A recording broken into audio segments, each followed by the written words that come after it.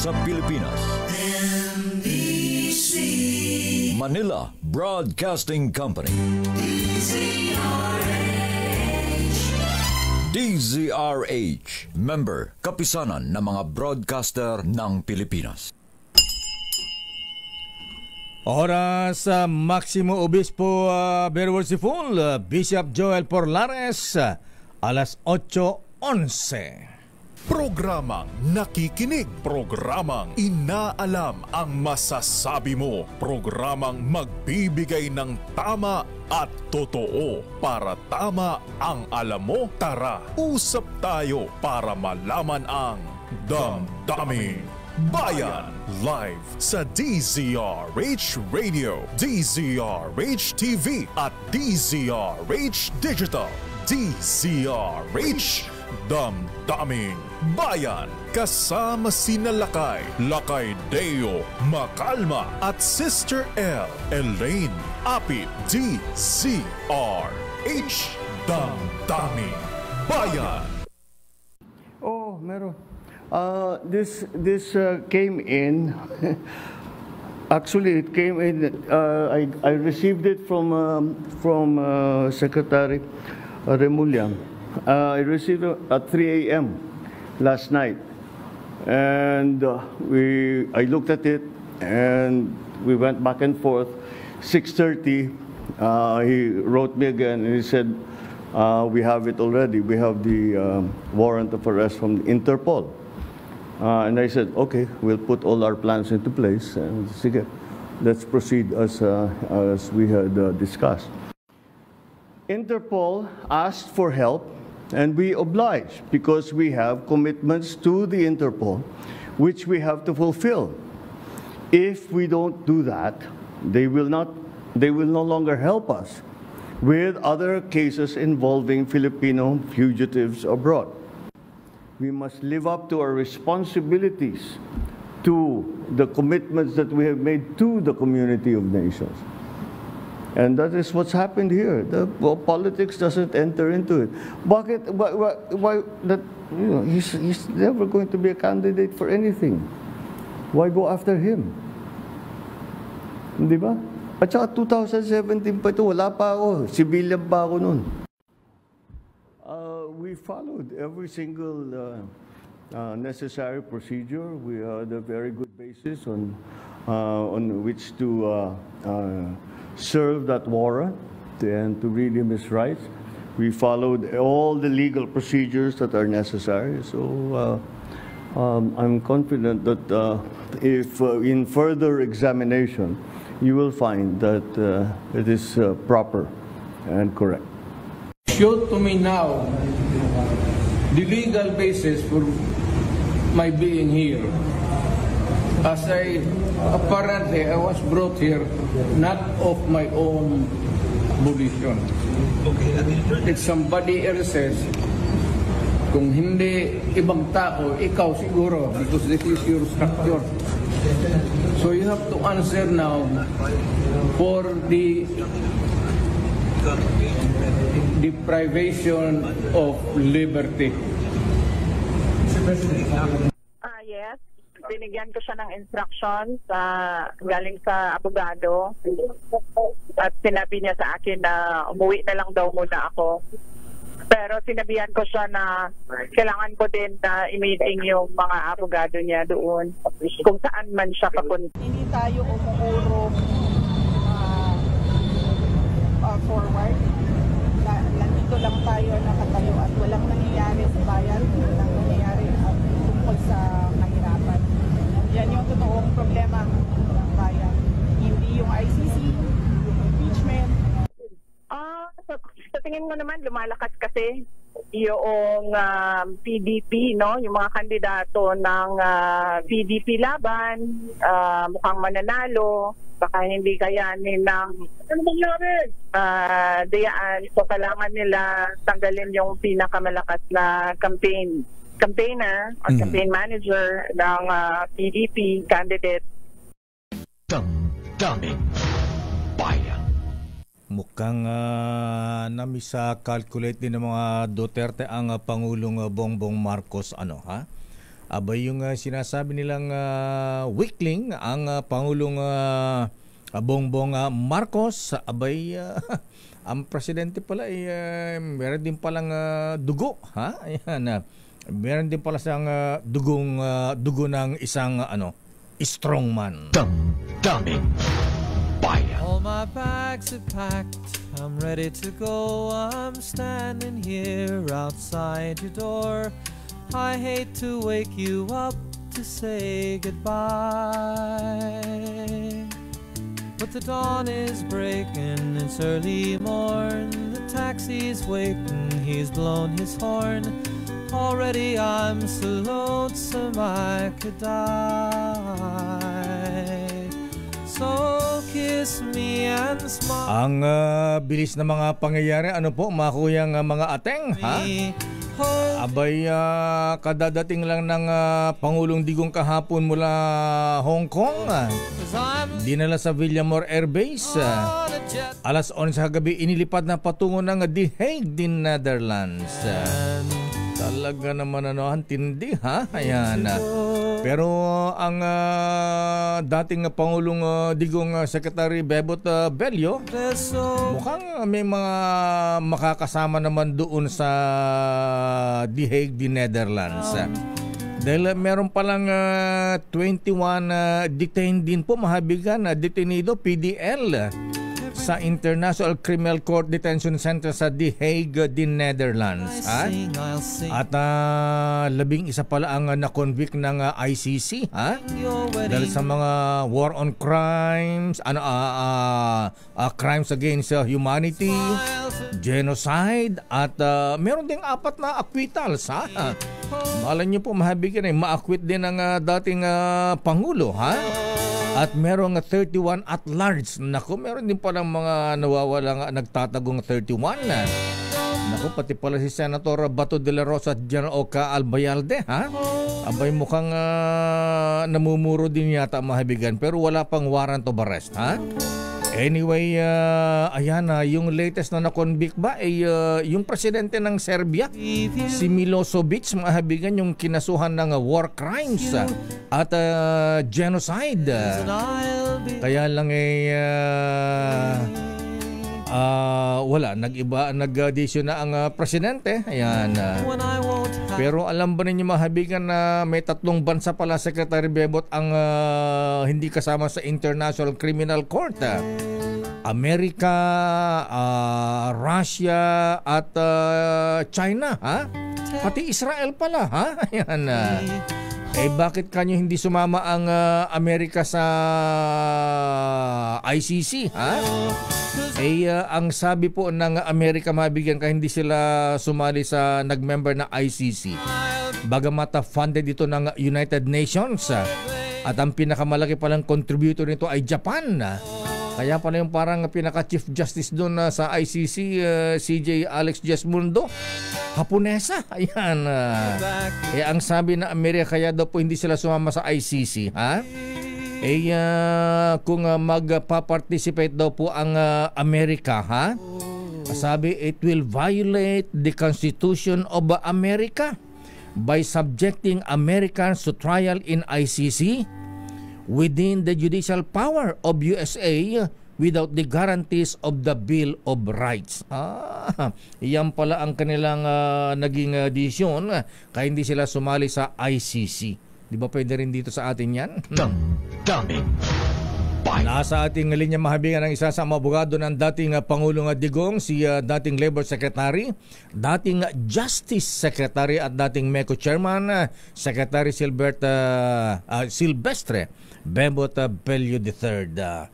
Alamin nga natin kung ano ngayon ang legal remedies ng kampo ng dating Pangulong Digong ngayong siya po ay nasa custody na ng ICC. Secretary Bello, sir, magandang umaga na imbang bigat. Apo, Sekretaryo. Secretary Bebot. Ayan, nawala si Sec Bebot, Abay, yung abogado pala sa ICC, sinasabi ni Attorney Contis kanina, yung interview ni Dos por Dos, ni Jared tsaka si Tunying, Abay, ang recognize lang pala ng ICC ay Secretary Harry Roque. Ayan, magaling na international lawyer yan. Kaya lang nagtatago din ang attorney Conti ba? Akala Contis. Di ba siya may-ari ng Contis Bake Shop? Ayan. Attorney, anong first name ni Attorney Conti? Ayan. Ayun pala si Attorney Secretary Harry Roque. Kaya lang si Secretary Harry Roque nagtatago paano madidepensahan ang dating Pangulong Digong sa The Hague, the Netherlands niyan. At ang malupit dito, mahabigan, sabi na ating mga bubit dyan. Good morning, Senator Trillanes. Abay yung sinasabing mga Cristina Conti. Ayan. Yung palang sinasabing kasama ng DDS squad diyan sa Davao noon.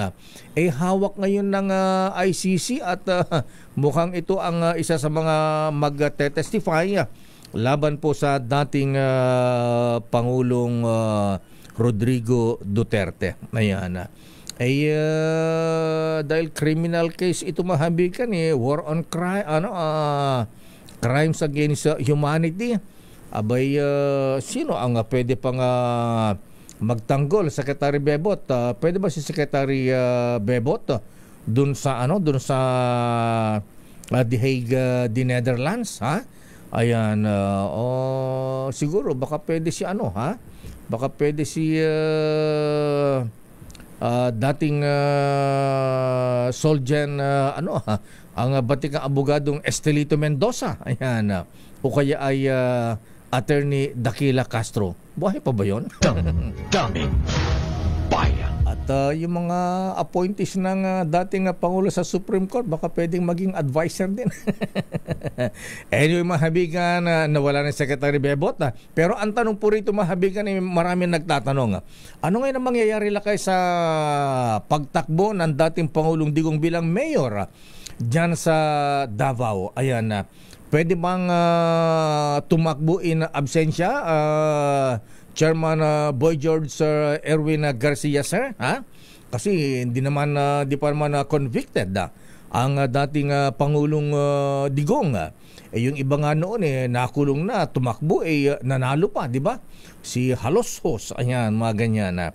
So yan po ang isa sa mga tanong ngayon, o meron bang papalit? Abay, si Basti ba ay muling tatakbo bilang mayor ulit ng Davao City. Daming bayan. Alamin nga natin ang latest sa Malacanang. Ang Pangulong Bongbong Marcos iginigit po na walang halong politika sa nangyaring pag-aresto kay dating Pangulong Digong Duterte. Aris number 14, Let Narciso please come in. Miss Let. Lakay, ginagawa lang ng gobyerno ang trabaho nito. Iyan nga ang binigyang diin ni Pangulong Ferdinand Marcos Jr. kasunod ng pag-aresto at paglipad kay dating Pangulong Rodrigo Duterte sa The Hague at sa harap na rin ng mga panawagang people power dahil sa aligasyong political persecution ang nangyayari. Ayon sa Pangulo, sumusunod lang ang gobyerno sa batas at walang politika dito. Git ni PBBM, miyembro ang Pilipinas ng Community of Nations, kaya mayroon itong mga responsibilidad at commitments na kailangang tuparin. Dagdag pa ni Pangulong Marcos, 2017 pa nagsimula ang kaso sa dating Pangulo at civilian pa siya noon. Lakay? Ayan, paano ito? Pero mukhang matinding pinag-usapan ng National Security Council itong desisyon kung ite-turn over. Makipagtulungan ang administrasyon sa International Criminal Court, Ms. Let. Oo nga, Lakay. Pero ang sinasabi ni Presidente Lakay, consistent naman na hindi tayo nakikipagtulungan sa ICC. Nagkataon lang na galing sa Interpol na kung saan tayo ay miyembro. Kaya kailangan nating mag-comply. Okay, so ano ang meron bang direktiba ang Pangulong Marcos dahil siyempre ang mga supporters naman ng dating Pangulong Digong, abay sila ay nananawagan ng people power. Oo nga, Lakay. At ayun nga, ang naging tugon ni Presidente, ginagawa lang ng gobyerno ang trabaho nito. Mm-hmm. So, oo. At kumbaga kasi sila yung nasisisi, pero yun ang sagot ng Presidente Lakay. Nasunod naman daw yung mga procedure. So, yung lahat ng mga aligasyon ay may sagot ang Malacanang. Ayan na. Yung kaso ni Senator Bato de la Rosa at dating PNP chief din, General Oscar Albayalde, sila ba ay may arrest warrant, Ms. Let? Anong sabi ng Malacanang? Oo, wala pang sagot dyan, Lakay. Actually, kasama dapat yan doon sa mga tanong sa press conference, pero limitado lang yung naitanong. So, baka ngayong araw ay masasagot na yan ng palasyo. Ayan. So, ano yung schedule ng Pangulong Marcos ngayong araw ng Miyerkules? So far, wala pang ibinibigay na schedule, Lakay. Actually, kahapon dapat ay mayroon siyang sectoral meeting. Pero nadinig natin mukhang hindi natuloy kahapon. So, alamin natin kung ngayon yun itutuloy. Baka yung sectoral meeting sa National Security Council. kasama niya lang kasama na doon. Si SILG Secretary John Vic Remulla. Ayan, of course, Justice Secretary Boying, ayan, sina Secretary Anyo, ayan, General Dick De Leon, at AFP Chief General Bronner at PNP Chief General Romel Marbil. Actually, Lakay, habang mangyayari yung kahapon, tahimik ang palasyo. Sabi ko nga sa'yo, di ba, nag-report ako nung hapon. Umaga pa kami naghihintay ng press conference, pero kung yun ay alas 11 ng umaga, pasado alas 11 ng gabi natuloy yung press conference, pero si Presidente ang humarap. Ayan. Okay, maraming salamat, Ms. Let, mula sa Teka, so ano yung schedule ng Presidente ngayon? Wala pa? Sectoral meeting. Wala pa, aabangan natin maya-maya. Kung matutuloy yung sectoral meeting na dapat ay kahapon nakaschedule. Okay, maraming salamat, Ms. Let. Good morning, balik sa Ilakay. Maraming salamat, Let Narciso mula sa Malacanang. Damdamin Bayan. Sino ba ang spokesman ng PDP? Ayan, abay, kasi ang tanong ngayon sino ngayon ang hahalili? Ayan, mananatil ba ang dating Pangulong Digong na kandidato pa rin bilang mayor ng Davao City? And so this is Christmas. Sabing the war is not yet over. Ganun ba? Siyempre, abay, dito po sa ating mahabigan tuloy-tuloy lang. Abay, ano man ang mangyari, abay, parang happy Christmas lang dahil ang ating ninong ng bayan, ang Santa Claus ng bayan, ay tuloy-tuloy pa rin ang kanyang pamimigay na aginaldo ngayong araw ng Miyerkules Simbang Baklaran sa ating DZRH Malakas Promo. Iikot ang mata mo kapag nanalo ka sa aming instant papremyo, cash, groceries at DZRH merchandises. Abangan ang DZRH Roving Team sa Transport Terminal sakayan sa inyong mga lugar dahil mag-iikot na ang DZRH Ikot Lakas Tama. May premyo ka. Magpaikot ng aming ruleta at lakas tama ang makukuha mo mga papremyo. O sige, mamigay muna tayo ng ayuda. Ninong Sherwin, nasaan ka ba ngayon? Sherwin Alfaro, yes, Ninong. Yes, Lakay Deo, dito tayo ngayon sa may bahagi ng Avenida sa Santa Cruz, dito sa Maynila at talaga namang pila. Ruleta yan. Nais magpaikot ng ikot lakas tama ruleta. At ako Lakay, buhay naman kagad, unang premyo, grocery. Ano? Aba! Grocery agad, di ba? Isang ikot pa lang, grocery na. Kaya naman yung mga tao ay nagkandamayaw na pumila para makakuha ng kanilang premyo.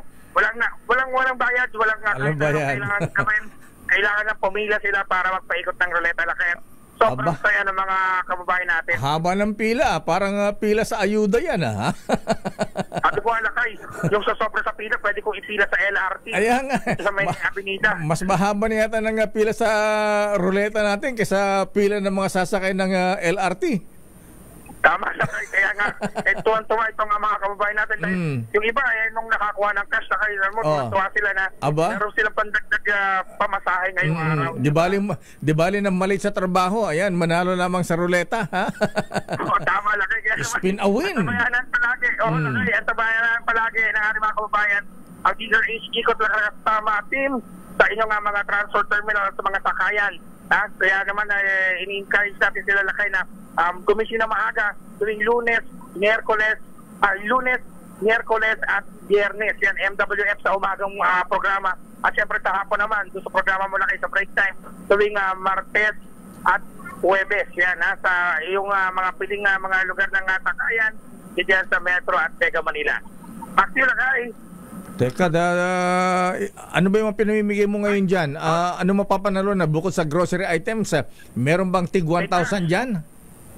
May cash lakay, mayroong t-shirt, merong bigas. Yun ang importante, bigas yung mga kababayan natin, tuwan-tuwa doon sa bigas. Ito nga si ate, yan na si kuya, may mga grocery items na, ha? Ayan na. Lakay, pakinggan natin yung ilan sa mga kababayan natin na iswat pasalamat sa DZRH.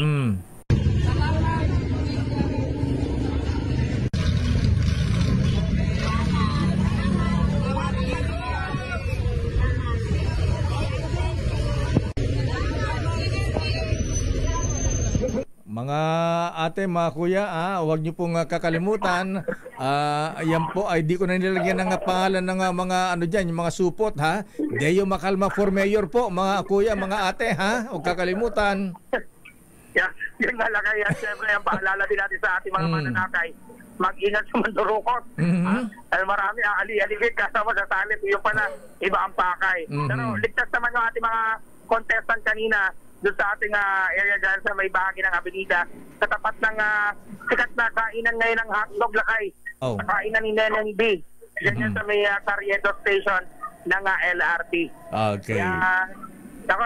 Lakay sa mga nais abangan ng Deezer H ko sa kasama, mag po kayo sa inyong mga sakayan, terminal na aming pong bibisitahin. Batang so sa Deezer H, una sa Pilipinas, sa Pilipino. Daming bayan. Maraming salamat Ninong Sherwin Alfaro sa ating spin a win. Ruleta ng kaligayahan. Daming bayan. Naman ang haba ng pila, mahaba pa sa pila ng LRT ngayon. Mamaya mabigan sa ating Bakit Ikaw? Kilalanin ang mga nagnanais maging lingkod bayan sa Bakit Ikaw? The DZRH Job Interview for 2025 Midterm Elections. Yung mga taga-Philippine Army dyan, ha? Ayan, sa Campo Aguinaldo, Fort Bonifacio, ha? Makinig kayo mamaya sa ating Bakit Ikaw? Daming bayan. Oras, Sister L. It's 8:34. Ang balitang ito ay hatid sa Daming bayan. Oras, Sister L. 8:43 at good morning lakay. Good morning sa lahat ng mga nanonood at nakikinig sa atin. Napuyat magandang ka umaga ba? Pilipinas. Medyo puyat. Isang magandang puyat na umaga. Ayan. Diyos marhay na aga sa Indogabos. Ayan. May fun ang Pangulong Marcos dito. Sabi niya, sabi lakay? Congratulations sa mga legal advisors ni BBM. Brilliant move ang paggamit sa Interpol. Alam niyo po, hindi po ako mahilig makichismis. Ang pinapakinggan ko lang pong chismis ay yung kay Deo Macalma. Kung wala si Deo Macalma, kulang ang almusal ko. According to my bubuit. Anong sabi ng bubit mo, Senator Jinggoy?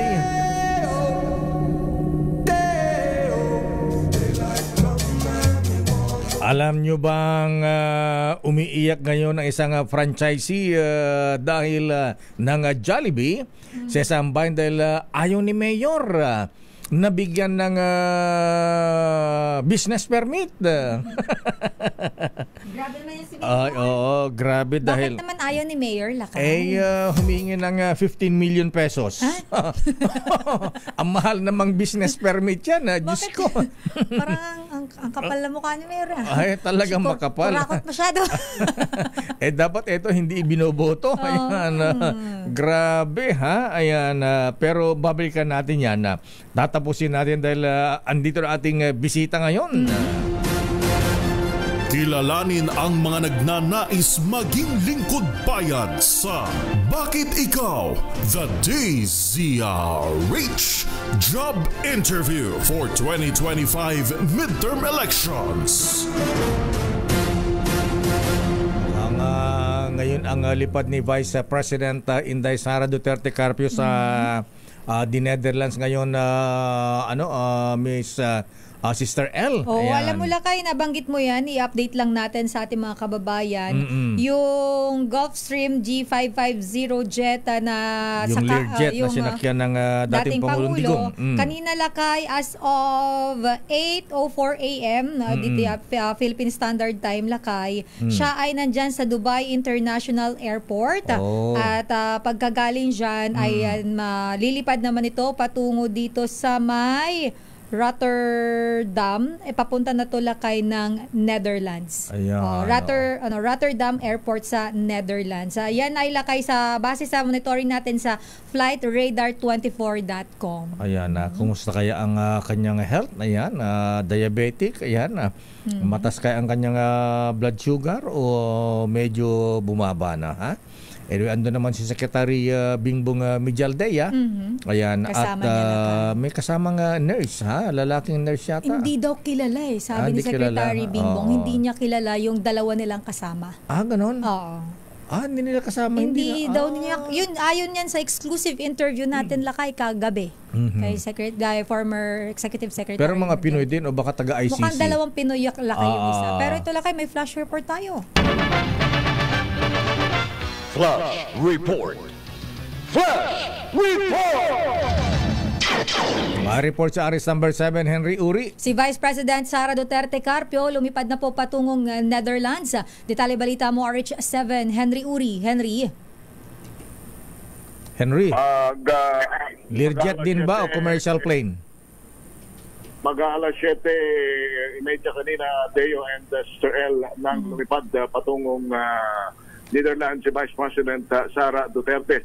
Ang pangalawang Pangulo ay lilipad dapat kagabi pa pagkaalis ng kanyang ama, pero hindi na confirm ang kanyang flight kagabi, kaya ngayong umaga batay sa ating mapagkakatiwalaang source ay umalis na ito pasado alas 7 o bago mag alas 8 ng umaga sa Pilipinas.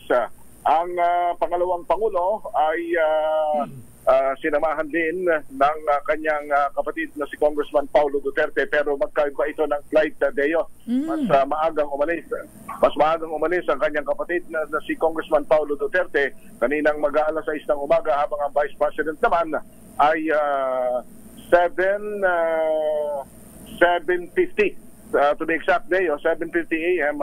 nang umalis ito ng Pilipinas via commercial flight. Ang unang lapag nito ay sa Amsterdam at ito ay kagyat na susunod kung saan naroroon ang kanyang amang si dating Pangulong Rodrigo Duterte. May makasabang lawyers ang Vice President Sara Henry. Wala pa, Deo. Batay sa ating source, tanging siya lamang at ang kanyang kapatid ang sumunod kaagad-agad sa kanilang tatay sa Netherlands, at ang kanilang mga abogado ay maaaring sa mga susunod pang mga araw. Di ba kasama si Secretary Bello, si Attorney Martin Delgra, at saka si Attorney Torion? Wala pa akong confirmation dyan, Deo. Basta ang kinumpirma lang sa atin ng ating source mismo ay ang pangalawang Pangulo ang umalis na, at ang kanyang kapatid na si Congressman Paulo Duterte para sundan na kaagad ang kanilang tatay, ang dating Pangulong Rodrigo Duterte sa Netherlands. Anong flight ang Vice President Sara, Henry? PAL or anong airlines? Ibubulong ko na lang. Ganun ba? Ibubulong ko na lang sa iyo. Secret. At ibubulong sa iyo. At basta ito ay commercial flight kayo. Commercial flight. Papuntang Amsterdam. Ayan, okay. Baka AirAsia yan. Ayan. Baka Philippine Airlines. Baka Cebu Pac. Ayan. Okay, alright. Maraming salamat, Henry. Ako si Henry Uray para sa DZRH, una sa Pilipinas, una sa Pilipino. Bakit ikaw? The DZRH Job Interview for 2025 Midterm Elections. Eto na, Sister L, kung nitong mga nakalipas na ilang araw, puro mga leftist daw yung mga na-interview natin. Eto naman, hindi to leftist, rightist ba ito? Ayan. General ito, general. Ayan. Colonel. Retired colonel. Alam ko, general na ito. General ayan, ba? Di ba pagka ganun, pagka nag-retire ka, one rank higher? Ayan, tama ba, General Tuts dito yato, sir? Yung pension ko lang ang general. Iba pala yun. Yung mga taga-Philippine Army, mga taga-Campo Aguinaldo, ha? Ayan, dyan sa Fort Bonifacio. Ayan, makinig kayo mga kuya. Ayan. Alright. Eto muna, Lakay, bago natin kausapin at kapanayamin ang ating aplikante ngayong araw, ang nag-a-apply sa masang Pilipino. Ipapakilala ko siya, Lakay. Very brief lang naman ito. Ang party list niya, Lakay, ay Laang Kawal ng Pilipinas Party List. Ano? Laang Kawal ng Pilipinas Party List, Lakay. Siya ay second nominee. At siya ay retired colonel, Lakay. I am a soldier. Talagang may ganyan ka pa. Siyempre. Kasama sa background yan. Ayan. Okay, proceed. At reservist and brigade commander ng paano babasahin to, Lakay? 1503rd ng Infantry Brigade na nakabase sa National Capital Region.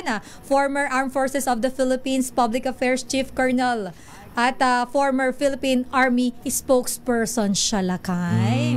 Yes. Ang atin pong kasama ngayon. Dati, siya ang ini-interview natin sa mga issues sa Philippine Army. Ayan. Ngayon, siya pa rin ang ini-interview natin. Ayan, pero ibang iba na to. At ang ating mga kasama ngayon, walang iba kundi si retired Colonel Noel Tuds Detoyato. Good morning po, Colonel. Bago mo pabatiin si Colonel Tuds Detoyato, ha? Ayan, di mo nabanggit sa kanyang resume. Ano na kay resume? Biodata kasi itong akin. Yung mo sinama sa kanyang resume, ha? Alam ba ito na sharpshooter ito, ha? Yes. Para palang si NBI director. Yes. Sa yata nagturo kay Director Jimmy Santiago. Ha? Ayan. Okay. Retired Colonel Noel Tuds Detoyato. Colonel Detoyato, sir. Magandang umaga po sa inyo. Long time no see, long time no hear. Magandang umaga rin, Mayor Deo. Post ka pa rin, ha? Oo nga, post. Kakaasar nga, eh. Walang lumalaban. Walang lumalaban, eh. Tsaka wala pa tayong ira. Yun lang. Kasi walang kalaban, eh. Magandang umaga rin sa ating mga tagapakinig at yung job interview na ito, sana ako ay pumasa. Dahil yung tanong ay, bakit ikaw? Yes. Kasi for the longest time, wala namang boses ang ating mga sundalo sa Kongreso. Ang ating mga retirado, ang ating mga reservist, marginalized.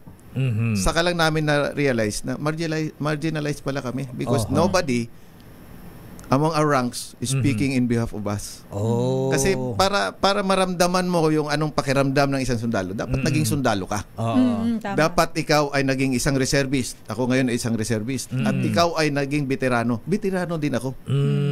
So, nung binuo ito, yun ang mga nasa isip namin. At meron talagang mga batas na naipasa pero hindi siya ma-implement dahil walang implementing rules and regulations. Ayan. Yung Republic Act 7077 or National Reservist Act. Anyway, Colonel, may mga may mga sundalo na naging miyembro ng Senado. Ayan, Colonel Gringo Hunasan, Senator Trillanes. Ayan, sa military, hindi mga pulis. Ayan, pero sa Kongreso wala pang sundalong naging congressman. Saka sa party list lalo. Party list. Kasi sa party list, we are yung segment na ito, yung security sector, ito yung nire-represent namin. Okay. So anong kung ikaw ay papalarin maging congressman sa ilalim ng party list, Colonel Tuds Detoyato, ano ang mga binabalak niyong gawin para sa mga retired soldiers. Ayan. Unang-una, nasa ano namin yan parang byline namin. We defend the defenders and we protect the protectors. We protect their health, yung benefits nila na hindi mapapakialaman. Kasi dapat kung batas ito, di batas, hindi siya mapapakialaman basta-basta. Maalala mo, there was a time na parang medyo naalanganin yung aming mga pensyon. Ay, oo. Diba? Tama. Na parang sinasabi, mag-retire ka at the age of 56 but you are going to receive your pension at the age of 60. Anong gagawin mo sa 4 years na wala kang tinatanggap? Tama, oo. Diba? Tatambay ka lang, Colonel. Tapos, may mga panukala, may mga naririnig pa kami noon na ibababa dahil masyado raw kasing matagal ang buhay ng sundalo na retirado. Di ba? Naging isang ano yun Kasi ang lalakas ang katawan ninyo Batak na batak. Kasalanan ba namin yun kung kami ay physically fit? Sundalo kami. Tama. Tapos, pero meron din naman nagsabi, mga nakakausap ko sa Mindanao ng mga Sir, baka magbago ka pag nasa kongreso ka na, maging politiko ka na rin. Sabi ko, sa 30 plus years ko na pagsiservisyo na sundalo, pumapasok kami sa komunidad, tumutulong kami sa community, kasama namin yung mga mayors, mga local government officials, kasama namin. Inabot mo ba, Colonel, yung nung bagong salta ko rito noon yung mga bagong sundalo, mga drafty ba ang tawag dyan? Sila yung mga nag-hukay dyan sa mga estero sa University Belt pagka bago magtag-ulan. Kasi nandun yun sa isa sa mga roles namin, assist in socio-economic development. Part yan siya talaga. So kami naman, mag-e-effect kami ng change, mag-i-implement kami ng change, but we will, at the end of the day, we are still soldiers. We are just catalysts for change. Diba yung catalyst it is a chemical na who participates in a chemical reaction without changing itself. Ganon ang mga sundalo. Ganon kami. Ayan na. So, kailangan maprotektahan ang maintenance sa mga retired soldiers. Maintenance. Habang tumataas ang edad, tumataas ang maintenance. Kasi naging issue dyan na Colonel Tutsa dito yato siya na sino ba yung nag-implement nung batas na yun? Naging issue sa mga sundalo, maraming nagwala na yung pension ng mga retired hindi na yata kayo makikinabang dun sa mga benefits ng mga active officers sa military personnel. Lalong-lalo na yung pag nag-increase daw ang salary ng mga active, may incremental increase din yung mga retired. Pero inalis. Binalak na alisin. Binalak. Pero hindi pala natuloy yun. Come to think of it, nag-retire ka, you deserve that retirement pay, pinagtrabahuan mo yan, tapos hindi ka makakaagapay sa inflation. Tama, Kasi siyempre, habang tumatagal ang panahon, nagkakaroon ng inflation, yung pension mo stagnant, hindi ka makakaagapay. So, para naman maserbisyohan natin na mabuti yung ating pinagkautangan ng loob ng mga nagserbisyo para sa bayan natin, kailangan ma-legislate diyan para pag yan ay batas, protektado na sila. Ayun, yung mga retired na sundalo, mabuhay si Colonel Tutsa Tuyato, iboboto namin yan. Siyempre naman, dapat matik na yun. Ilan ba ang mga retired military officers sa pagtaya nyo, Colonel Tutsa Tuyato? Once you retire, you are a standby reserve. Unless gusto mo maging ready reserve, katulad ko na dinesignate ako na brigade commander, pero ngayon temporary relieve ako because I am a nominee. Standby reserve, ready reserves, veterano, ROTC, mga nag-NSTP at mga CAFGU at mga reservist talaga natin na nagsiservisyo, naglalaan ng oras at mga resources nila na voluntary na nagsiserve sa ating bayan. We are totaling around 1.9 million. Aba, almost 2 million. Siyempre, pamilya pa nila, di ba? Pamilya pa nila. So, ang kailangan times 5 na yan. Ang kailangan talaga, malaman nila na there is somebody running na party list na i-represent sila. Na ang kanilang mga adhikain, i-represent namin sa Congress. So, ang Kawal Party List, baka tuloy na ang AXI-IS ng mga tulfo niyan. Ayan. Yun nga lang, siyempre, kami naman, sundalo ako, retirado. Ang inaasahan ko lang ang aking pensyon. We have very limited resources. Ayun lang. Kaya nung imbitan ninyo na ito sa amin, free airtime, kaya hindi pwedeng palampasin. Ayun. Ay, buti na banggit ni Colonel Tudes Lakay. Oo nga, ulitin mo dahil si Sir lagi El. po namin dinidisclaimer dito sa lahat po ng mga sumalang na at sasalang pa. Ito pong Bakit Ikaw, the DZRH job interview, ito po ay purely for free. Wala pong kahit piso, 5 duling na sinisingil o hinihingi ang DZRH. Kaya kapag ba nanghingi po sa inyo, scammer po yan. Ayan, kasi pag kami naningil po sa inyo na pupunta dito sa aming interview dito, public service ito, sabihin nyo, huliin natin na huwag nyo munang sabihin. Isabit ko sa Chubibo sa Star City. Ito natin entrapment operation. Public service po namin ito sa ating mga kababayan. Ayan, para makilala natin ang ating mga kandidato na yung iba, katulad ni na Kernel, walang pabay sa political advertisement ng mga ito. So, sinasamantala ituwagan itong pagkakataon. Yes, at Lakay, may tanong ako kay Colonel bilang isang retiradong Colonel, at paano mo po balak gamitin ang iyong karanasan sa serbisyo para naman mapabuti pa po yung mga batas at kaayusan sa ating bansa, at ano po yung pangunahing prioridad ninyo kung sakaling kayo po ay mahalal bilang isang kongresista? Ang role naman kasi talaga sa Congress is lawmaking So nakalaan kaagad sa amin ang pinakauna naming agenda is yung amendment or refiling ng Republic Act 7077 na improved na siya kasi dapat specified din doon ang role ng ating PNP na nag-retire. Saka yung remuneration din sa ating mga reservists who are called to active duty, dapat meron tayong mga naka-reserve na pondo para dyan. In case of invasion and rebellion, magko-call to active duty tayo. Halimbawa, ng 1 million na reservist to augment our forces, kasi ang regular forces natin, yung reservist kasi it is a base of expansion ng ating regular force. Pero kung hindi tayo handa na mag-expand doon sa ating reservist, edi useless yun, human, lang yun, parang warm body lang yun siya, hindi siya equipped.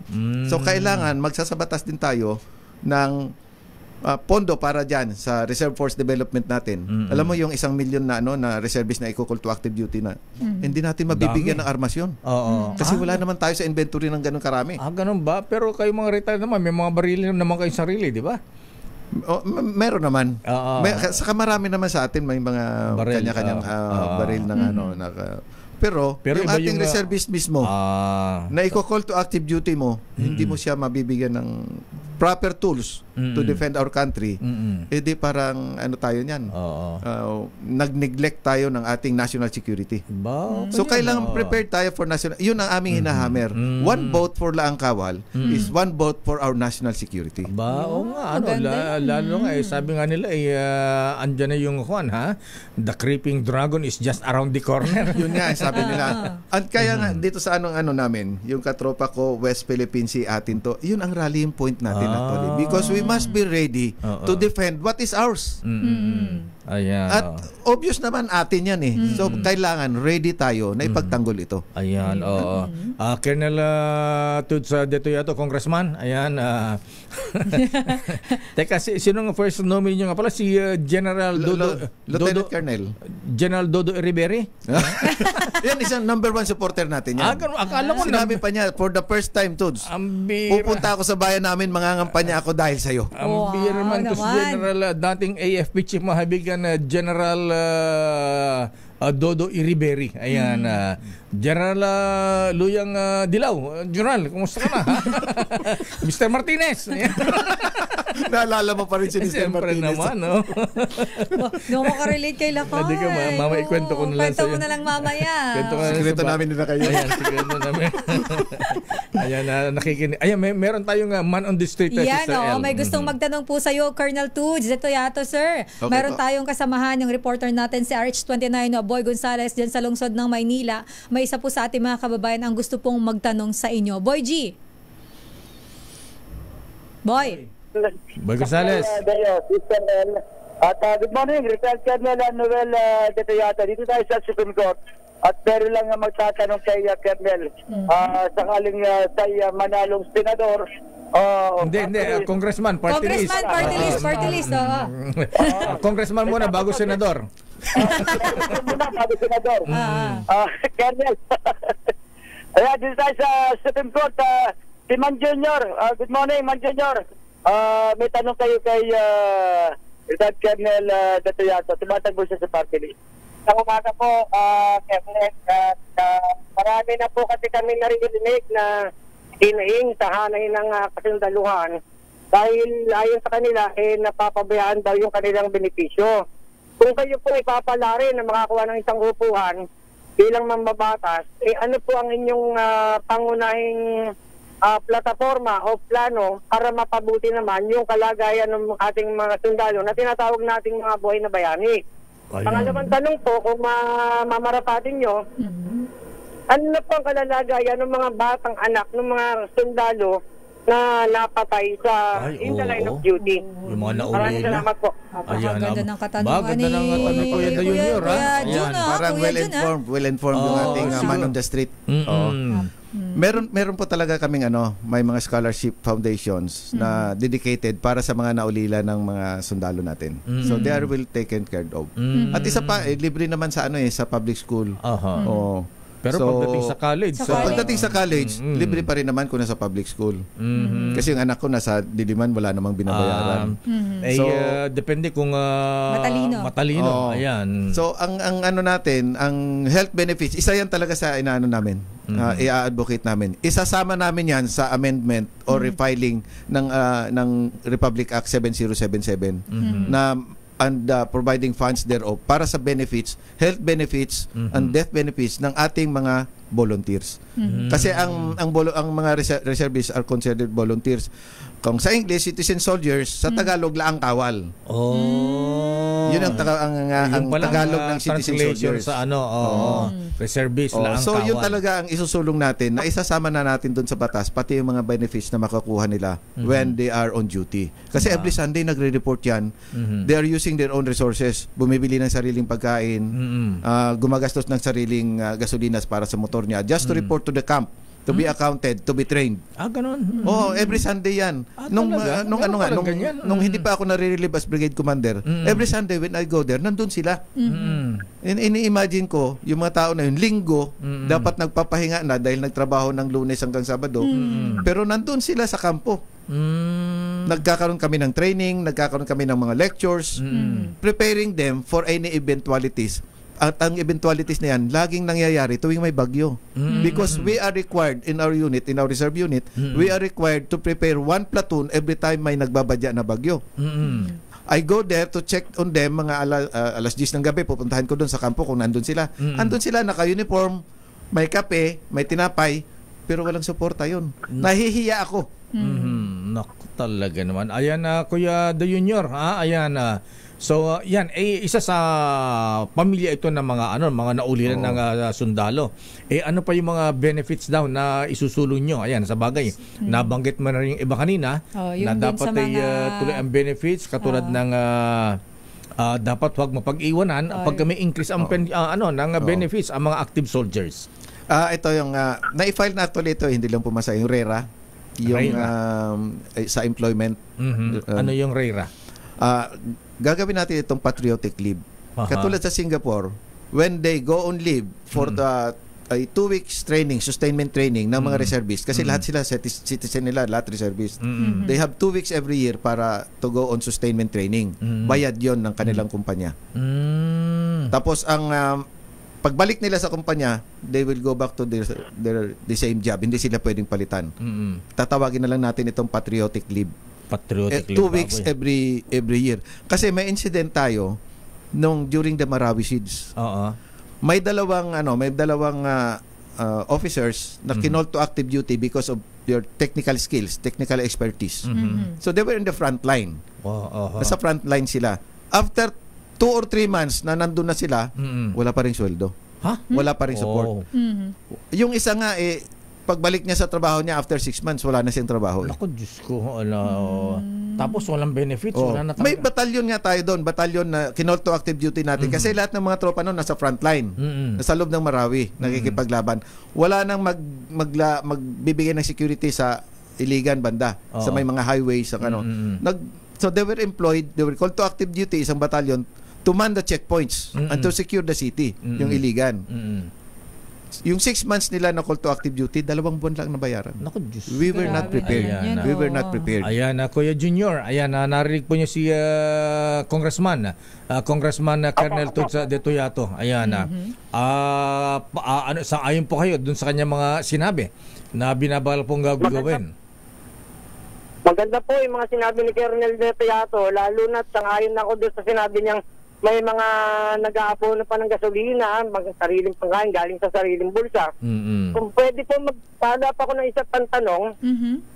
Sige, Kuya. Sige po. Last na yan, Kuya, ha? Matagal na po. Matagal na po kasing issue na may mga sundalo tayong sumusugod sa giyera sa kabundukan. Butas-butas yung bota. Ayun. Iba po sa kanila, bumibili na ng sariling gastos nila para magkaroon ng bagong bota. Siguro panahon na po at baka nasa kay Colonel de Toyato na yung pag-asa ng ating mga sundalo para mabigay naman ninyong sapat na supply na kinakailangan nila kapag sumusugod sila sa giyera. Kuya Junior, ikaw may dating sundalo but well-versed ka sa isa mga military. Ayan, oo. Dati ka bang... Hindi naman po, pero ako po frustrated na serviceman. Ayan. Okay, kaya pala. Ayan. Kasi kala ko dati ang sundalo kasi alam mo yung mga issues sa military. Ayan. Interesting ang mga tanong ni Kuya Jun. Ayan. Okay. Maraming salamat, Kuya Junior. At muli si Colonel Tuds de Toyato. Alam mo, Kuya Junior, na-address na natin yung mga butas-butas na boots na yan sa mga uniforme. Na-address na yan actually. Ang ina-address na lang natin ngayon is the sustainment. Ayun. Saka para sa reservists natin because we have 1.9 million reservists na natitrain natin sila kasi every Sunday pumupunta sila doon sa abot na ating makakaya, natitrain natin sila. And they are prepared. They can pull the trigger kung kinakailangan. Pero what the trigger will they pull kung wala naman tayo equipment? Yun ang kailangan ng paglaan ng pondo. Yung future natin. Because the time to prepare is now. Meron na tayong mga nakikitang flashpoints that will unite the Filipinos because we have to defend what is ours. Alam mo, Colonel, kasi kaya yata napabayan yung mga sundalo kasi ang warfare daw ngayon pindutan na lang mga missile line, hindi na mga kaya yata pinabayaan yung ating mga sundalo, hindi na kailangan yung mga actual combat mga ganyan. Pindutan na lang ng mga missile niya, sabing gano'n. So ngayong andyan ang external threat, ayan, nararamdaman natin. So kinakailangan gawin natin ito, Colonel Tuds de Toyato, sir. Kailangan. The best time to prepare for this kind of for endeavor is 10 or 20 years ago. Dami na sayang na. The next best time is now. Tomorrow is too late. Ayan. Maraming salamat kay Boy Gonzales at kay Kuya Jun. Ayan. Nandun pala sila lakay sa may Supreme Court. O nga pala, Boy, kumusta yung mga appointees ng dating Pangulong Duterte dyan sa Supreme Court? Ayan, pupunta ba sa The Hague? Wala na sa linya si Boy Lakay. Nakita ko naglalakad Ayan, ba't dami rin na-appoint ng dating Pangulong Duterte na Justice sa Supreme Court at sa Court of Appeals. Anyway, balik tayo kay Colonel Tuds de Toyato, sir. Ayan. So, ano pa ang nakikita nyo kailangang gawin ng ang kawal para matugunan ang pangailangan po ng ating mga kasundaluhan, hindi lang mga active soldiers, pati mga retired at syempre ang kanilang pamilya. Colonel Tuds de Toyato, sir. Ito ang very very comprehensive naman ang ating magiging batas para dito. So ang magiging role namin talaga doon is legislation. Hindi kami pupunta sa baba para mamigay ng combat boots o uniforme. We are going to legislate funds for those. Ayan. We are going to protect them with laws. Batas ang kailangan nila. Para kahit magpalit-palit man ng administration, magpalit ng leadership sa AFP, magpalit ng lahat dyan, ang batas nandun pa rin. So, the same benefits, the same salary, the same na pension ang makukuha nila na legislated. Yun, they deserve laws. para maproteksyonan sila. Butit nabanggit mo yan, Colonel Tutsa Tuyato, na ang trabaho po ng mga mambabatas ay lawmaking legislation, hindi po kontrata. Ayan. Ibang usapan yung kontrata na yan, Lakay. Hindi po mga ayuda. Ayan. Oo. Pero batas po ang ginagawa. Although na dahil may pork barrel ang mga senate congressmen, ano na lang yun. Kumbaga gratis na lang yun. Ayan, batas na mayroong pangil. Yes, at naipatutupad ng maayos, Colonel. Yun sabi ang ating kailangan. ano daw ang promise ko pag pumunta na ako doon? I cannot promise anything.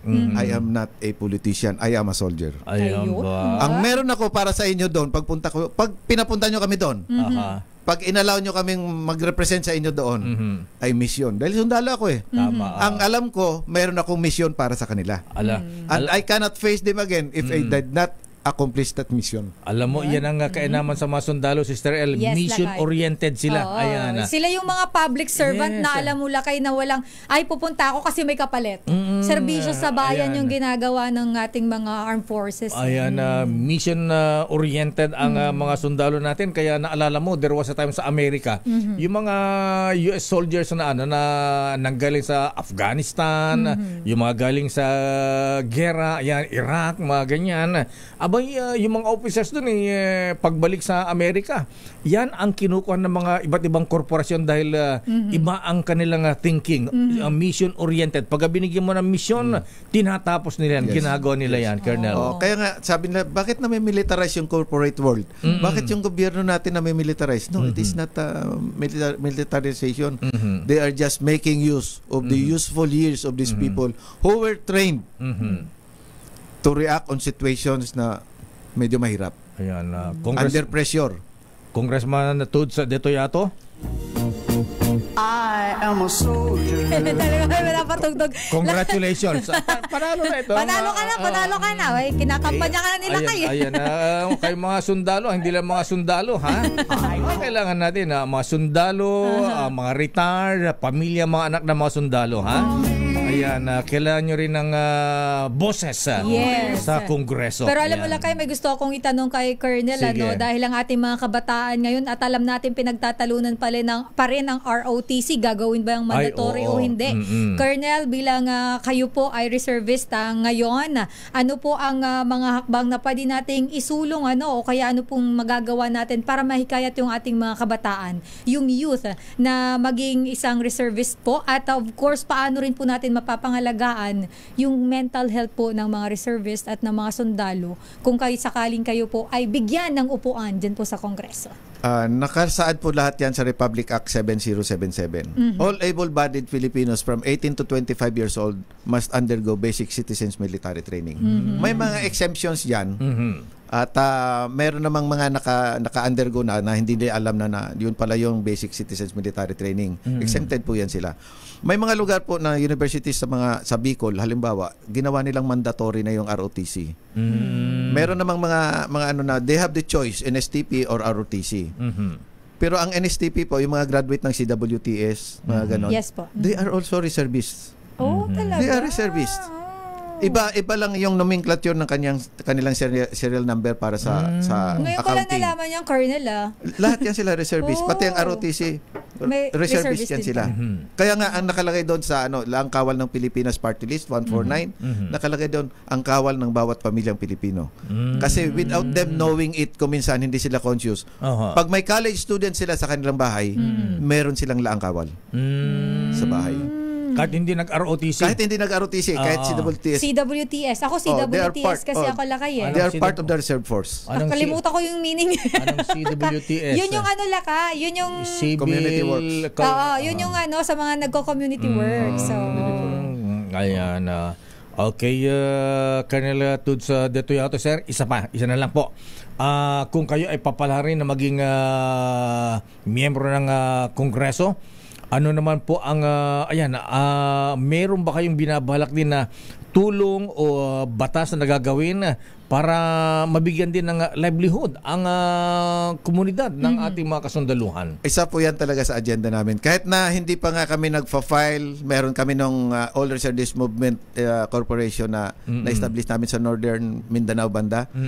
Ang retired officers natin doon na naka-consolidate, namimigay na po sila ng livelihood kits para sa ating mga reservist. Kasi yung mga reservist natin talagang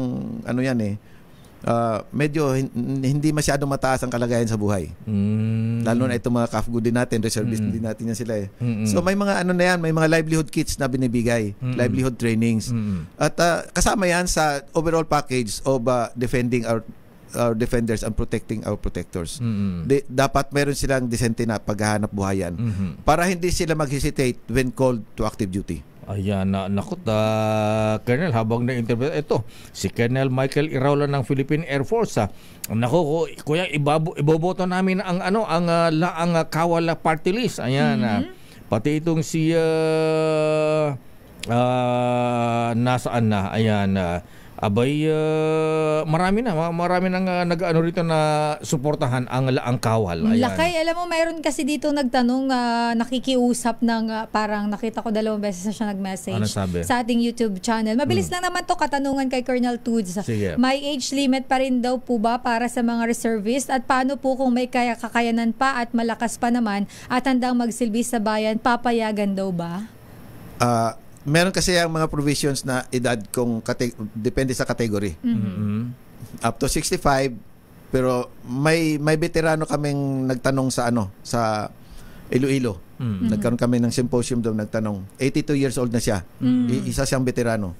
Sabi niya, sir, kami naka-standby reserve kami kasi mga veterano naka-standby reserve yan sila. Hindi sila ready reserve. Pwede pa ba kami magserbisyo? Sabi ko, mangyari pong tumayo kayo. Tumayo siya, nakatayo. Humakbang siya. Iganon mo yung daliri mo.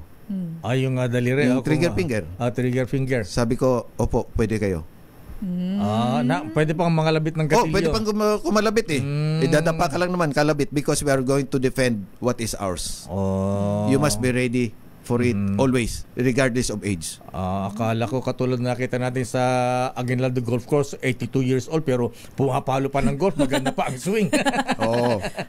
Yung mga ganyan, basta able-bodied nakalagay. Able-bodied. Ayan. Who wants to serve, who wants to volunteer, welcome po kayo. Ayan.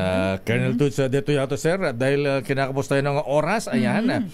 Anyway, dahil baka may mga hindi nakaparinig sa ating interview ngayon, next time bibigyan pa namin kayo ulit ng pagkakataon sa ating Bakit Ikaw?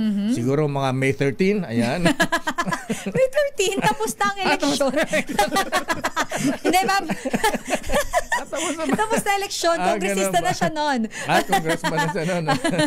Ayan, Colonel Tudes, ayan, kausapin po ating mga kababayan, lalo ating mga kasundaluhan, ang kanilang pamilya, mga anak, kung ano po ang dapat niyong gawin, bakit ang Kawal ng Pilipinas Party List ang dapat nilang iboto na kumakatawan sa mga military community.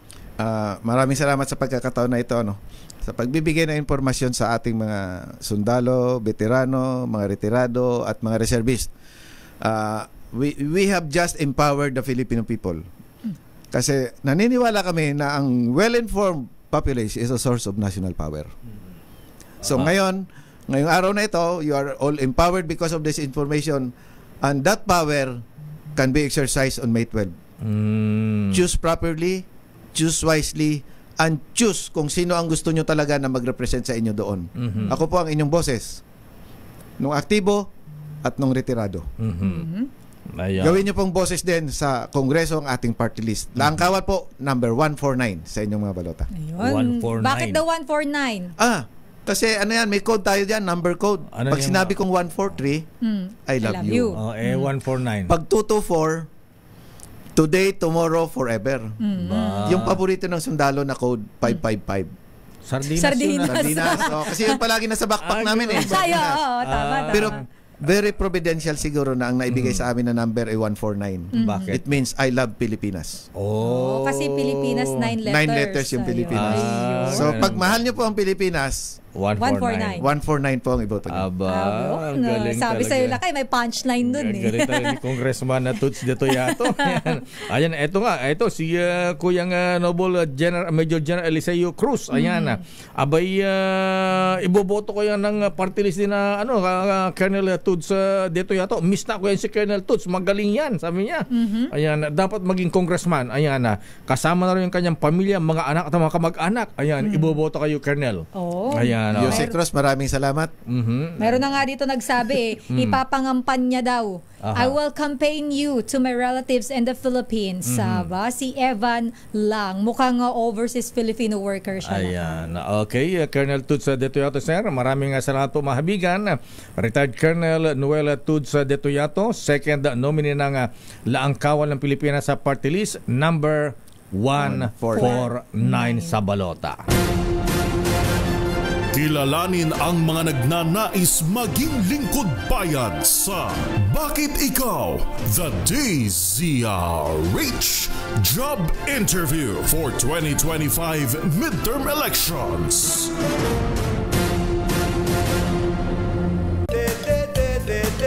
May dede si Deo makalma pagtutusan nyo.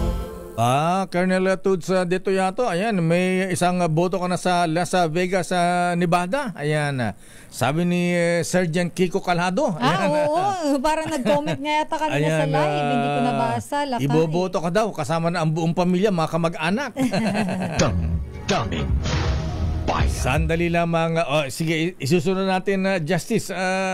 Relax lamang po. Alam niyo po, hindi po ako mahilig makichismis. Ang pinapakinggan ko lang pong chismis ay yung kay Deo Makalma. Sandali lamang, Justice, baka maiboto pa ito. Ayan. Pero ang anak ng dating Pangulong Digong, si Kitty Duterte, Sister El, nasaan siya? Oo, si Kitty Duterte, Lakay, magpapasaklolo sa Supreme Court. Nasaan siya ngayon? Oo nga, sa social media niya, mukhang nag-post na rin siya, Lakay. Kasi kagabi, Lakay, alam mo, nakamonitor din ako sa Instagram niya. Kasi siya yung nagla-live talaga, Lakay. At pinupost niya kung ano yung mga nangyayari sa loob. Sa loob ng Villamor Air Base kahapon. Bago ilipad patungong Netherlands ang dating Pangulong Duterte. Alamin nga natin ang detalye ng balitang yan mula kay RH7, Henry Uri. Henry? Sister El, Lakay, magpapasaklolo na rin sa Korte Suprema ang isang anak na babae ni dating Pangulong Rodrigo Duterte na si Veronica Kitty Duterte. Batay sa statement ni dating Chief Presidential Legal Counsel at Palace Spokesperson Attorney Salvador Panelo, kakatawanin niya at ng kanyang anak na si Attorney Paulo Panelo ang pagpapile sa kataas-taasang hukuman ng writ of habeas corpus. Ang habeas corpus na ang ibig sabihin ay to produce the body before the court ang gagamiting petisyon ni Kitty para maibalik sa bansa ang kanyang ama. Kagabi, Deo and Sister L ay nagpost na nga sa kanyang Instagram si Kitty at sinabi nito na the airplane they used to kidnap my dad just left minute ago. If we don't hear from him by tomorrow, then we already know. Mukhang dito nanggagaling yung kanilang gagawing petisyon of habeas corpus sa Korte Suprema na ayon kay Attorney Salvador Panelo ay sila nilang ipapile ngayong umagang ito sa kataas-taasang hukuman. Ako si Henry Uri para sa DZRH, una sa Pilipinas. Teka, Henry. Ayan, paano nga pala yung kandidacy ng dating Pangulong Digong bilang mayor ng Davao? Tuloy ba siya o may ipapalit? We have to confirm. Tama. At hindi ko pa naitatanong ito. Ito ang pagtutuon na natin ng Pantelakay. Sige, abangan natin yan. Okay, maraming salamat, Henry. Ako si Henry Uri, una sa Pilipinas, una sa Pilipino. Daming bayan. Maraming salamat, Henry Uri. Ayan, kaya lang yung petition for the writ of habeas corpus, CJ Alex Jesmundo, sir. Ayan, Justice Joe Lopez. Ayan, Sam Gaerlan, Ricky Rosario. Ayan, pwede bang isomon ng Supreme Court ang International Court of International Criminal Court Pwede pa bang isyon sila na ibalik sa Pilipinas ang dating Pangulong Digong? May power ba ang ating Supreme Court sa ICC? Yan ang tanong dyan.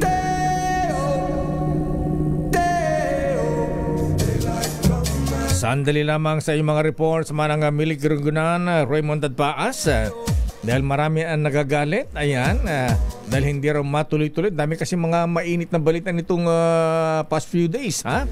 Lunes, lalo na kahapon. Pero eto na, ayan. Alam nyo bang galit na galit at nag-iiyak ngayon na isang franchisee ng Jollibee o Mr. Tan Kak Chong sa isang bayan dahil ayaw siyang bigyan ng business permit ng kanilang mayor. Kaya hindi umaasenso ang ibang bayan na mga probinsya dahil sa ilang titulo opisyal ng LGU. May nakuha na ang franchise mula sa Jollibee itong businessman. Ang mahal pa naman ng franchise fee ng Jollibee ngayon ni Sister L. Magkano pala lakay? Abay, 40 to 50 million pala. Grabe. Grabe. Kaya pala ang yaman-yaman ni Tan Kak Chong. Ayan. Nasa Forbes magazine na ang mga ang pangalan. Grabe lakay. Hindi ko pala carry yan. Hindi natin kaya na. Karinderya na lang ni Sister L. Ay, doon na lang ako sa Pick Up Coffee. Ayan. Coffee drop. Sorry, coffee drop. Coffee drop ni Kuyang Jong. Lagi kasi ako may nakikitang pick up dito. Oo nga. Mas masarap ang yes, ang coffee drop. Lalo na din yung mga non-coffee based drinks. At ayon sa ating bubita Sister L, nang makuha na ang franchise nitong si businessman mula sa Jollibee, di siyempre nag-apply ngayon ng mayor's permit, building permit. Kailangan bago may tayo. Aba, ayaw ni mayor. Bakit naman daw ayaw lakay? Sabi ni mayor, alagay ba naman ganon-ganon lang, ha? Ay, ganon? Paano si Eddie? Ayan. Yan ang mahirap pag nandiyan si Eddie. Paano si mga Koreano? Ayan. Paano ako? Ayan. Magkano Korean, ha? Abay, nagulat itong negosyante Sister L. Walang kakurap-kurap. Ayan. Walang kakurap-kurap. Walang kakurap-kurap ng mata. Ayan. Sabi ni Justice kahapon, walang kakurap-kurap. Ayan. Abay, humingi ng 15 million itong mayor Sister L. Grabe naman yan siya lakay. Napaka naman na. Oo, sabi ni negosyante. Mukhang pera naman yan lakay. Akala ko makatulong ako sa kanya dahil siyempre pagka may Jollibee sa isang bayan. Trabaho. At income lakay. Yes, buwis. Trabaho. Ayan. Akala daw niya ang hingi ni mayor. Ayan. Sige, bibigyan kita ng business permit, ha? Pero kailangan 90% ng mga empleyado mo galing dito sa bayan namin. Mga tipong ganun sana, ha? Yung ganun, okay lang kasi employment ng mga taga-roon. Actually, may mga nakausap tayong mga opisyal ng LGU sa Sister L. Ganyan ang hiningi. Pagka may mga malaking kumpanya, abay, kailangan i-prioritize niyo yung taga-roon. Yung mga empleyado, dito nyo kukunin sa amin, sa bayan namin, sa probinsya namin. Hindi yun masamang hangarin lakay. Para yun sa ikagaganda ng kabuhayan ng mga taga-roon. Ayan. Huwag na mga ganyan. Huwag naman 15 million. Grabe naman si Mayor. Actually, kanya-kanyang style Yung iba, Sister L, gusto maging kasosyo. Ayan. Ay, ganon. Stockholder. Basta kasosyo doon sa negosyo. May porsyento? May share. Ayan. May shareholder? Kaya lang, laway ang puhunan. Mahirap yan lakay. May mga ganyan. Ayan. Kakapala naman mukha yung mga ganyan. Sinabi mo. Katulad din sa, ayan. Nabing ko minsan, good morning, Kuyang Resty. Ayan. Mga kuyang natin sa Bulacan. Sikat na sikat pala yung mayor dyan din sa Bulacan, Sister L. na dun sana itatayo ang SM sa kanyang bayan. Hoy, yun ang maganda, Lakay. Kung sa amin niya lalapit, talagang... kung kina Congressman Roy Loyola, kina Mayor Dalia Loyola, kung dun sa Carmona itatayo yan, sige, 1 year, free tax. Ayan. Walang 1 year salita tax holiday. Ayan. Basta magtayo lang kayo ng SM dito sa amin. Dapat ganun. Parang si Mayor, dami ring hiningi ni Mayor din. Ayan, lumipat doon sa kabilang bayan. Ayan. Tapos ngayon, iyak siya. Inggit na inggit sila ngayon. Siya ngayon. Kasi kaswapangan yun. Yes. Ay, sorry.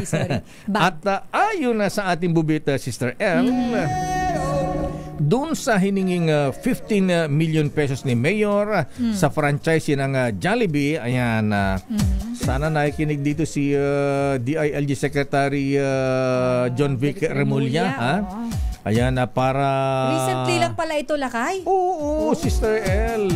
Naku, fresh na fresh. Sabi nga ng ating bubiti, mukhang mahigpit ang pangailangan ni Mayor kasi eleksyon. Kailangan ng campaign. Pambili ng boto. Gagamitin sa kampanya. Ayan. Campaign funds daw, Lakay. Wag mo naman daw masyadong sinasabing pang vote buying. Ganun ba? Hoy, bawal po yun, ha? Pang-kampanya na lang. Ayan. Nagtawaran pa, Sister L. Talaga? May nangyari pang tawaran? Sabi nung ni businessman, Mayor, baka pwede rin mababaan. Ayan. Nagkatawaran na, Sister L. Mula 15, naging ilan? Sige, sabi ni Mayor, 8 million na lang.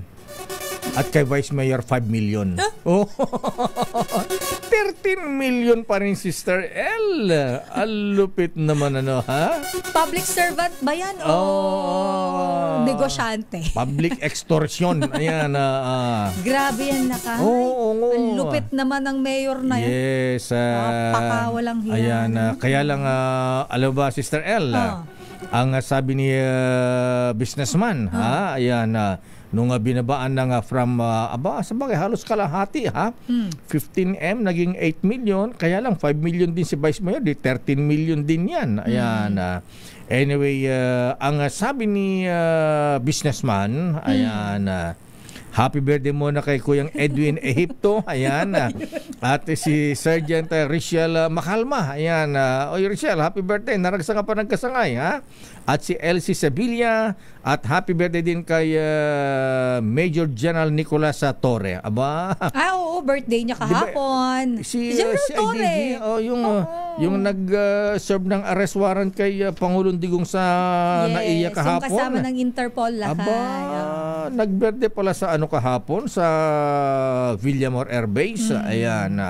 At ayon na sa ating bubit, Sister L, sana mapagbati rito. Marami pa akong babatiin dito.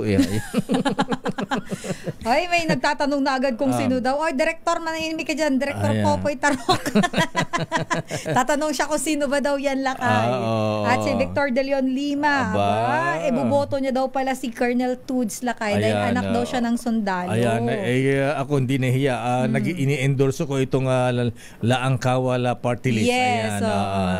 Ayon na sa ating bubit, Sister L, eto na ngayon, ayan, binabaan from 15 million, naging 8 million na Secretary John Vic Remulla. 8 million plus 5 million. Malaki pa rin, pati si Vice Mayor. Ayan, sabi siguro. Napaigtad siguro lang. Sabi ni Vice Mayor, okay, ito Mayor ko, hindi ako iniiwanan. Pero baka napaigtad yung Lakay. Kaya lang, Sister L, ayan, prinsipyo na rin, ayan, ayaw ni businessman na bumigay. Ayan. Dapat lang, huwag kayong magpapaloko sa ganyan dahil hindi naman yan dapat binabayaran ng ganyan. Kaya lang mangayak-ngayak siya dun sa 50 million na franchise fee. Sayang yun, Lakay. Pero pwede maghanap na ibang location. Siguro sa ibang bayan na lang. Ayan. Sabi, ang bira man, hindi pa nagsisimula ang negosyo ko, lugi na kaagad ako. Huwag po kayong mag-alala, mas may better na lugar para sa inyo. Ayan. Meron din pala dyan sa Cavite, anong sinesenyas mo? Maraming report. May 9 minutes pa daw na commercial, Lakay. Ang haba-haba pa to, special balita ko. Alam mo bukas ko pa tapusin ito. Ayan na. Sige, tapusin ko na. Ayan. Baka pagpasok na Tita Malo next time, may dalang itak. Lupas nga, nakasira ka yung diskarte. Ganda-ganda ng kwento ko. Chubi, balbas na yan. Sige, tapusin na. Ayan. Kakasira ang diskarte ng mga ito. Ganda-ganda ng kwentuhan natin. Ayan. At ayon sa ating bubit, Sister L, eto na ang mayor. Ayan. Sineshate. Aba, ito ay hindi taga Metro Manila. Ayan. Wala sa NCR. Lusot. Yes, hindi po sa Metro Manila. Ayan, ito po ay taga-probinsya. Ayan. Sabihin ko na yung province. Ayan. Ang San Leonardo Masonic Class number 386 nag-iimbita sa kanilang public installation sa Sabado, mga brethren. Incoming Worshipful Master Wilfredo Manson, Senior Warden Lawrence Lira, Junior Warden Ramon Macaso. Aba, ang guest of honor and speaker, sabi ni Kuyang Resti de Leon, Right Worshipful General Ruel Rivera.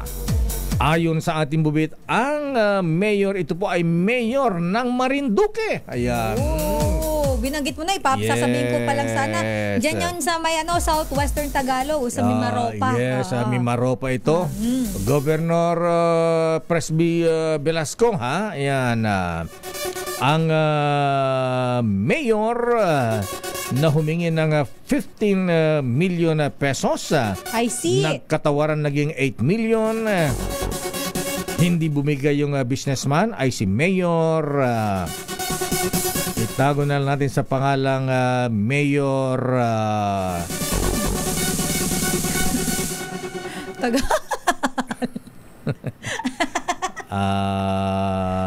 ilan ba ang mayor dyan sa Marinduque, ha? Ayan, at ilan ba ang nagsisimula sa ayan ang mayor na humingi ng 15 million sa isang franchisor ng Jollibee para mabigyan ng permit ay si Mayor C, as in corruption. Pag-aresto kay dating Pangulong Digong Duterte, tinawag na saddest day ni Senator Bongo. Ayan, saddest day in Philippine history. Arrest number 28, Raymond Adpaas, please come in. Raymond. Mayor Elaine, naging emosyonal si Senador Christopher Bongo sa nangyaring pag-aresto kay dating Pangulong Rodrigo Duterte at dinala sa The Hague, the Netherlands. Tinawag ni Go ang araw bilang saddest day in Philippine history. Nakalulungkot pumanong tignan na arestuhin ang dating Pangulo na walang ginawa kundi magserbisyo sa bayan.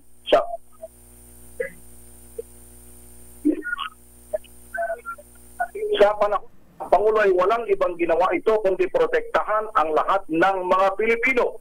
Pakinggan natin naging pahayag ni Senador Christopher Bongo. This is the saddest day in Philippine history.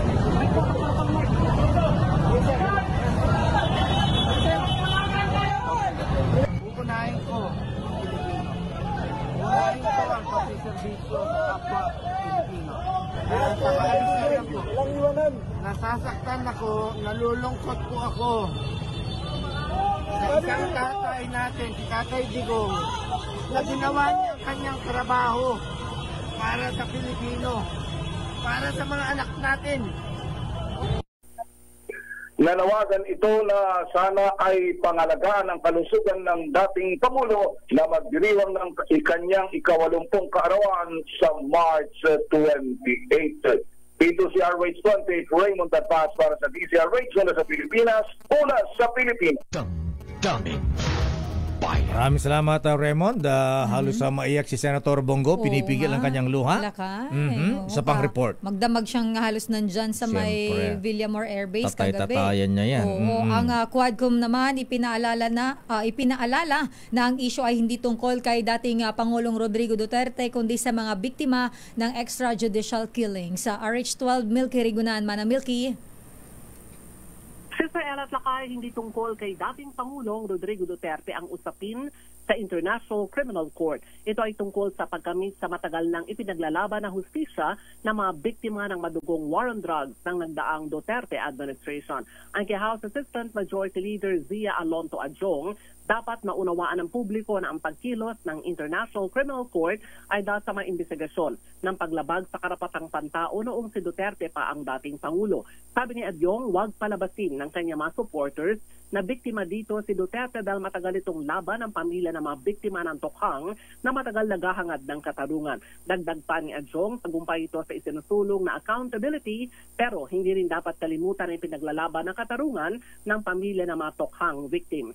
Sa panig ni House Assistant Majority Leader Jude Asidre ng Tingog Party List, gumawa ng paraan ng dating Pangulo kasama ang kanyang mga kasabwat pero hindi habang buhay matatakasan ang batas. Gitpe ni Asidre ang pag-aresto ng ICC ay hindi pamumulitika kundi usapin ng accountability. Matatandaan naging mahalaga ang papel ng Quad Committee na lumabas sa mahiring ng komite ang Davao Model tungkol sa tokhang na i-implement sa buong bansa.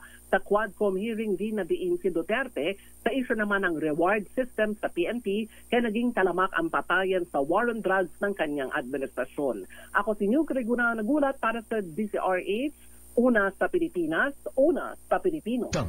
Daming bayan. Maraming salamat Manang Mil Crigunan. Standby Giselle Ricafort. Standby Sofia Gans sa ating Your Business is Our Business. Oras, Sister L.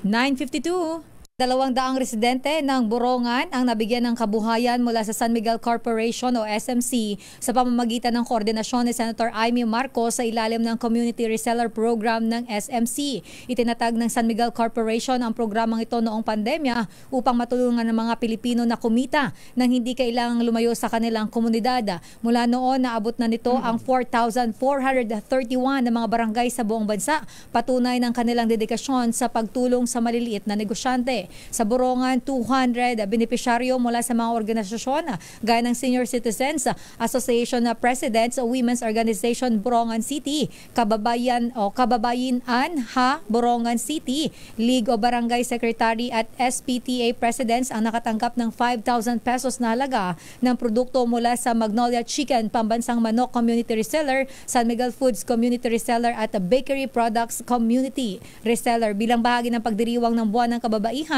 sinabi ni Senator Amy Marcos na patuloy na pinalalakas ng San Miguel Corporation ang kanilang mga livelihood program upang matulungan ang mas maraming Pilipino na magkaroon ng mas magandang kinabukasan.